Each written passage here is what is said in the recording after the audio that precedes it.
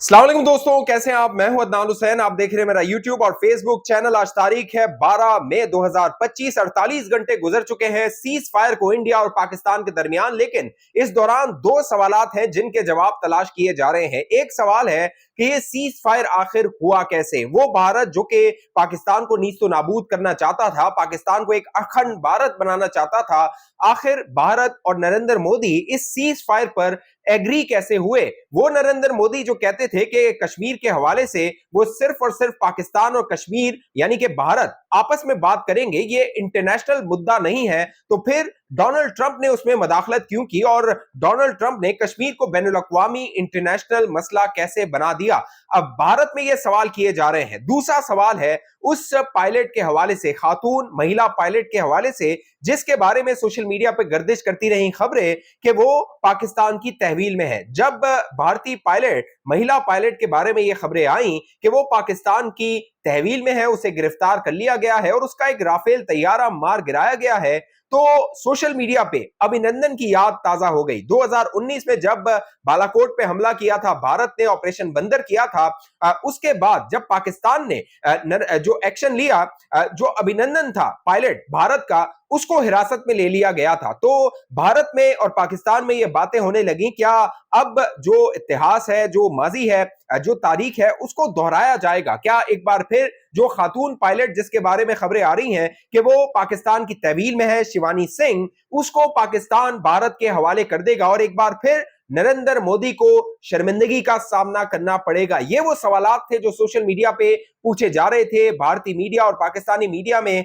चंद चंद आवाजें थीं जो ये सवालात पूछ रही थी। उसकी वजह ये थी कि जो भारतीय मीडिया था उसको सेंसर कर दिया गया था। ये ऑपरेशन होने से पहले, अगर आपको याद हो, भारत में पाकिस्तान के जो मीडिया चैनल थे उनको बंद कर दिया गया था, सोशल मीडिया को बंद कर दिया गया था। भारत में कई जो आवाजें थी जो ठोस सवालात उठा रही थी नरेंद्र मोदी की हुकूमत की पॉलिसी पे और जिस तरह उन्होंने पाकिस्तान के साथ डील किया था, उस पर सवालात उठा रही थी, उनको भी बंद कर दिया गया था। बज़ाहिर ये नजर आ रहा था कि नरेंद्र मोदी ऑपरेशन शुरू करने से पहले जानता था कि उसको शिकस्त हो जाएगी, लेकिन अब पाकिस्तान और भारत दोनों की जो आर्मी है, दोनों की जो सेना है, उसने अब प्रेस कॉन्फ्रेंस की है। इससे पहले हम भारत में देख रहे थे दो महिलाएं, दो खवातीन प्रेस कॉन्फ्रेंस कर रही थी। एक जो है वो कर्नल कुरैशी थी, सोफिया कुरैशी थी, और एक कर्नल, एक विंग कमांडर सिंह थी, जिनका ताल्लुक एयरफोर्स से था।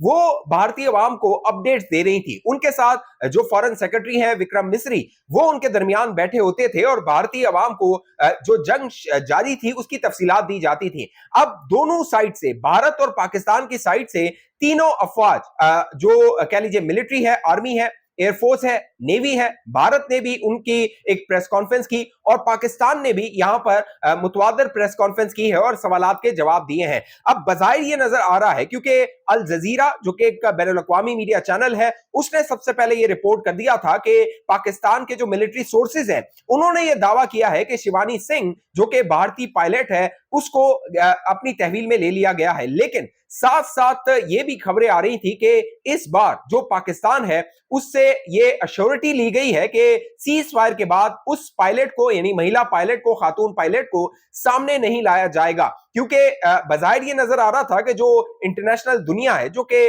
भारत को रेस्क्यू करने के लिए आई थी, वो नरेंद्र मोदी को फेस सेविंग देना चाहती थी, क्योंकि इससे पहले 2019 में जो अभिनंदन था उसको जिस तरह हिरासत में लिया गया था और उसका बयान जिस तरह सामने आया था, और पाकिस्तान की तहवील, जब वो पाकिस्तान की जो सेना है, पाकिस्तान की जो फौज है, उसकी तहवील से चाय पीते हुए टी इज फैंटास्टिक जो कि जुमले हैं जो कि हिस्ट्री में लिखे जाएंगे अभिनंदन के, उसी तरह की याद ताजा की जा रही थी। और सोशल मीडिया पे बाकायदा शिवानी सिंह की मुख्तलिफ तस्वीर, मुख्तलिफ मीम्स जो है वो गर्दिश कर रही थी, जिसमें शिवानी सिंह पाकिस्तान की फौज को चाय पिला रही थी, किसी में वो जो है वो तैयारे के सामने खड़ी थी, और मुख्तलिफ जो मीम्स थी वो सोशल मीडिया पे वायरल हो रही थी। लेकिन अब भारत और पाकिस्तान दोनों साइड से शिवानी सिंह के हवाले से बड़ी खबर दी गई है। जो भारत की कह लीजिए कि आर्मी है, उसने प्रेस कॉन्फ्रेंस की, वहां की एयरफोर्स ने, इंडियन एयरफोर्स ने प्रेस कॉन्फ्रेंस की, और उसमें जो भारत की प्रेस कॉन्फ्रेंस हुई फौज की,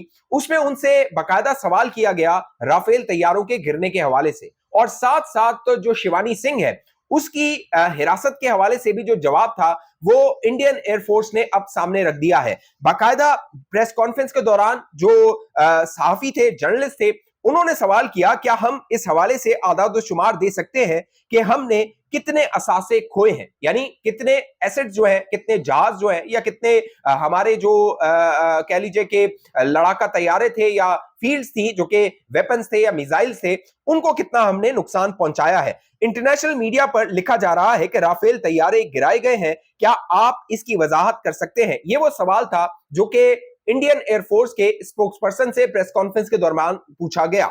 उसका जवाब क्या दिया गया? इस सवाल के जवाब में Indian air marshal A K. Bharti ने कहा, मुझे खुशी है कि आपने सवाल किया है, हम लड़ाई की हालत में हैं, नुकसानात लड़ाई का हिस्सा होते हैं। यानी उन्होंने ये एडमिट किया कि लड़ाई के दौरान नुकसानात होते हैं, लेकिन ये एडमिट नहीं किया कि उनके राफेल तैयारे गिरे हैं। अब पाकिस्तान की साइड पे ये क्लेम किया जा रहा था, बाकायदा पाकिस्तान के आर्मी ऑफिशियल्स ने, एयरफोर्स ऑफिशियल्स ने प्रेस कॉन्फ्रेंस की, उसमें जो इंडियन एयरफोर्स है उनकी जो कम्युनिकेशन थी उसकी बाकायदा ऑडियोज चलाई गई, बाकायदा बड़ी स्क्रीन पे बताया गया कि कितनी दूर से और कितने जो है वो फासले से मुख्तलिफ जो इंडिया के जहाज थे, चाहे वो 3 रफाल हो, SU-30 हो, चाहे MiG 29 हो, उनको कैसे नुकसान पहुंचाया गया। और एक UAV भी था जिसको जो है वो पाकिस्तान ने मार गिराया था। तो टोटल 6 टारगेट्स थे जिनको पाकिस्तान की फौज ने क्लेम किया, बाकायदा उनको प्रेजेंटेशन में दिखाया कि उन्होंने भारत के इंडियन एयरफोर्स के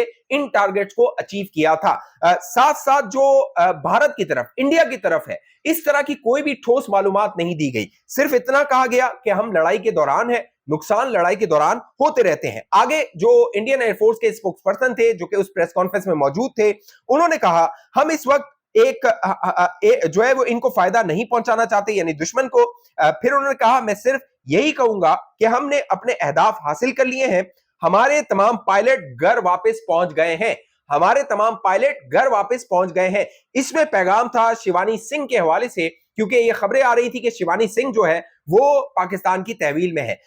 ये सोशल मीडिया पे खबरें थी, पाकिस्तान के चंद मीडिया चैनल्स ने भी इन खबर को नशर किया था, ब्रॉडकास्ट किया था, लेकिन इस जानिब यानी इंडियन एयरफोर्स की जानिब से कहा गया हमारे सारे पायलट घर वापस आ गए हैं। और पाकिस्तान के जो कह लीजिए DGISPR हैं, लेफ्टिनेंट जनरल अहमद शरीफ चौधरी, उन्होंने भी इस बात को वाजे किया, क्योंकि प्रेस कॉन्फ्रेंस के दौरान इस हवाले से सवाल हुआ कि भारत की जो महिला पायलट है वो पाकिस्तान की तहवील में है, तो उन्होंने इस बात को डिनाई किया। उन्होंने कहा कि ये सारी खबरें सोशल मीडिया की हैं, फेक न्यूज है। इस हवाले से मैं कहना चाहता हूं कि भारत की कोई भी पायलट हमारी तहवील में नहीं है।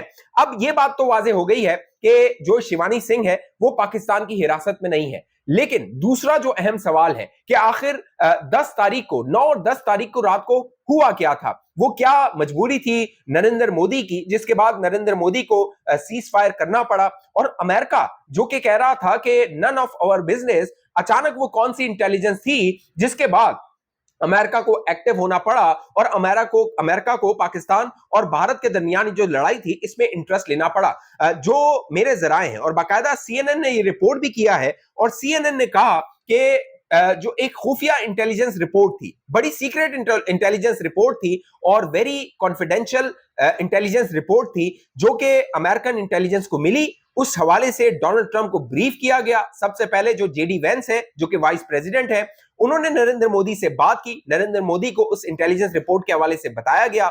उसके बाद मार्को रूबियो एक्टिव हुए। मार्को रूबियो जो कि फॉरेन सेक्रेटरी हैं, उन्होंने पाकिस्तान के काउंटर पार्ट और इंडिया के काउंटर पार्ट डॉक्टर जे शंकर से बात की और उन्हें बताया गया कि मामलात अगर वीकेंड से आगे जाते हैं तो मामलात खराब हो सकते हैं, ये एस्केलेशन बढ़ सकती है।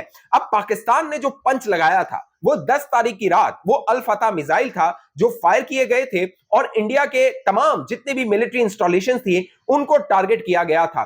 पाकिस्तान की जानिब से जो फायरिंग की गई वो ना रुकने वाली थी। पाकिस्तान ने जो फायर किए मिसाइल्स और मिलिट्री टारगेट को जो है वो टारगेट किया। इस हवाले से जो पाकिस्तान के मिलिट्री स्पोक्सपर्सन है लेफ्टिनेंट जनरल अहमद शरीफ चौधरी, उन्होंने वाजे कर दिया था कि जो पाकिस्तान है जब वो रिट्रीलिएट करेगा, पाकिस्तान जब जवाब देगा तो वो सिर्फ और सिर्फ मिलिट्री इंस्टॉलेशन को टारगेट करेगा। उसकी वजह ये थी कि 6 तारीख को, जब 6 और 7 तारीख की रात को भारत की एयरफोर्स ने पाकिस्तान में बावलपुर, मुरीदके और दीगर मकामात को निशाना बनाया तो वहां पर जो सिविलियंस थे वो टारगेट थे, उनकी कैजुअलिटीज हुई थी। और भारत ने अपनी प्रेस रिलीज में यह वाजे किया था कि उन्होंने पाकिस्तान की मिलिट्री इंस्टॉलेशंस को टारगेट नहीं किया है। इसमें पैगाम यह था, मैसेज यह था पाकिस्तान के लिए कि हमने आपकी मिलिट्री इंस्टॉलेशंस को टारगेट नहीं किया, लिहाजा इस मामले को एस्केलेट ना किया जाए, मामले को आगे ना बढ़ाया जाए, नरेंद्र मोदी को फेस सेविंग दे दी जाए। नरेंद्र मोदी को अपनी आवाम और मीडिया को बताना है कि हमने जो पहलगाम का हमला था 22 अप्रैल का, उसका बदला ले लिया है, स्कोर सेटल कर लिया है, लिहाजा आप भी और हम भी हंसी खुशी रहे। लेकिन इसका जो ड्रॉप सीन हुआ वो वैसा ही हुआ जैसे बालाकोट में हुआ था। जो ऑपरेशन बंदर किया गया था भारत की जानिब से 2019 में, उसका जो एंड गेम हुआ था वो अभिनंदन की सूरत में हुआ था, और वो हुआ था जो भारत का जो फाइटर जेट था वो गिराकर हुआ था। इस बार जो 2025 में डाउनफॉल या कह लीजिए शो डाउन हुआ है, वो राफेल जो के बड़े गर्व थे, जिसपे बड़ा नाज था भारत को और नरेंद्र मोदी को कि राफेल तैयारे आएंगे तो शायद वो जो है वो कह लीजिए कि नाकाबिले शिकस्त हो जाएंगे, अनडिफिटेबल हो जाएंगे। लेकिन ये सारी जो मिथ थी वो एक्सपोज हो गई 6 और 7 तारीख के बाद। उन 4 दिनों में जो 4 दिन थे, 6 से लेकर 10 तारीख तक, जब हिस्ट्री लिखी जाएगी तो बहुत सारे भारतीयों को और बहुत सारे पाकिस्तानियों को और दुनिया को पता चलेगा कि 6 से 10 तारीख तक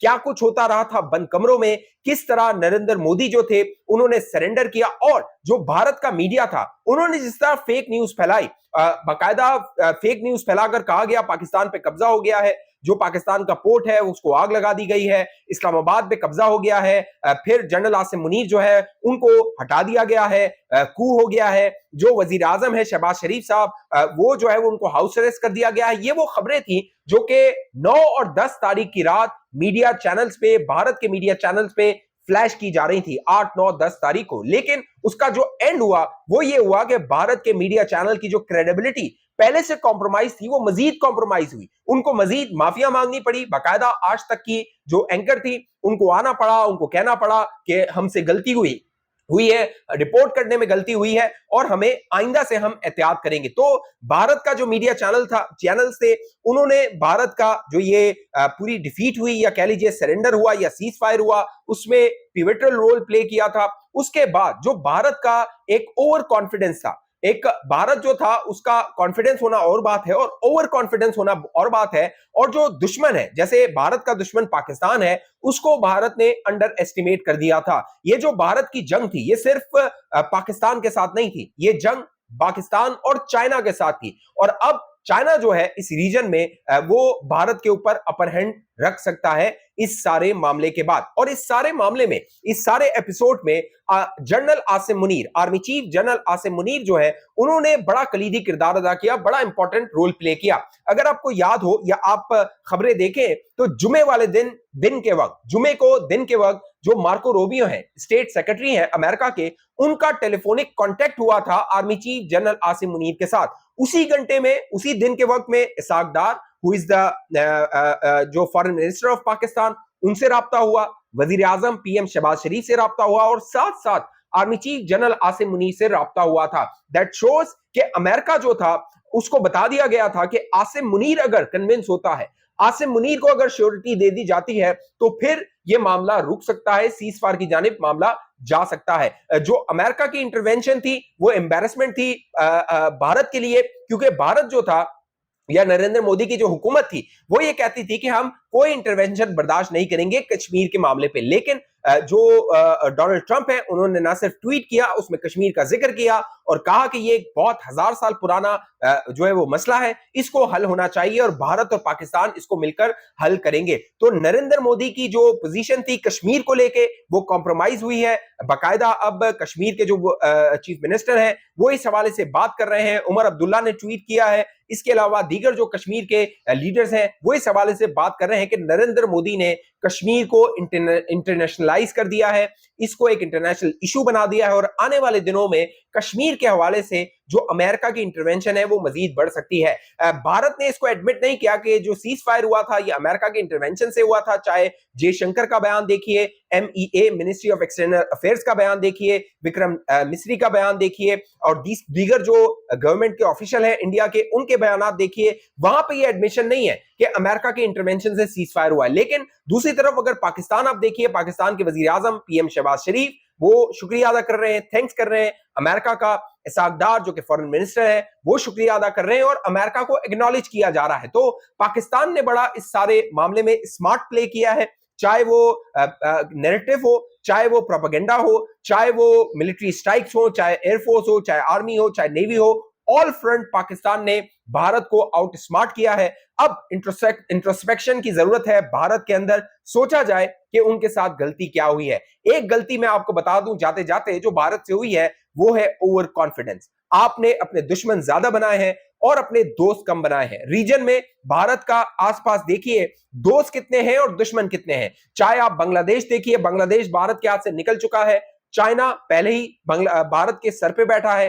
पाकिस्तान के साथ पहले ही उसकी दुश्मनी है।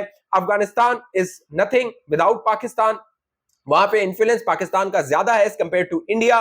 फिर आप देखिए भूटान, नेपाल, उसको भारत अपनी कॉलोनी तस्वुर करता है, लिहाजा वहां पे भी रिजेंटमेंट है। मलेशिया, फिर जो कह लीजिए मालदीव है वो भारत के हाथ से पहले ही निकल चुका है। तो रीजन में भारत आइसोलेट हो गया है। This is the point what जो इंटेलिजेंसिया है भारत की उसको सोचना चाहिए कि कहां हमसे चूक हुई है, कहां हमसे गलती हुई है। आने वाले दिनों में जो अपडेट्स आती रहेंगी मैं आप दोस्तों के सामने रखूंगा। अभी तक ये चैनल आपने सब्सक्राइब नहीं किया, जरूर सब्सक्राइब करके साथ घंटी का निशान उसको दबा के वीडियो को लाइक और शेयर आपने लाजमी करना है। नीचे कमेंट करना है अपना ओपिनियन, अपने ख्यालात। साथ साथ फेसबुक पे देखने वाले दोस्त पेज को लाइक फॉलो करके इस वीडियो को लाजमी शेयर कीजिए। अगली वीडियो तक मुझे इजाजत दीजिए, अपना ख्याल रखिएगा। पाकिस्तान जिंदाबाद।